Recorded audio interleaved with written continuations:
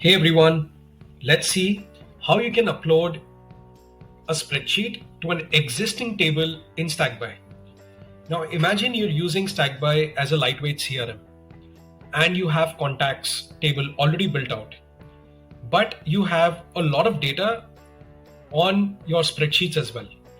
So how you can bring this data to Stackby automatically and map it according to particular columns. So let's say the first thing is we will download this into a CSV.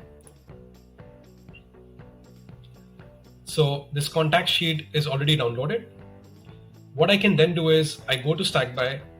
In contacts, I click on this table menu icon and I click on append data from CSV. So I append this data. I select a file to upload. In this case, I want to upload the contacts sheet that we just downloaded and upload it. As soon as I upload it, now I need to map the columns. So let's just say I want to use the name column, phone number, email, role, website, and company.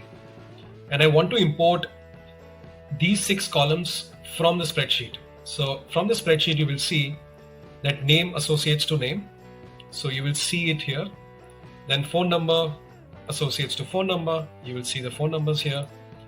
Email associates to email. Email is added. Role is basically nothing but title. You will see that the role is added. Website is website. All the websites are added.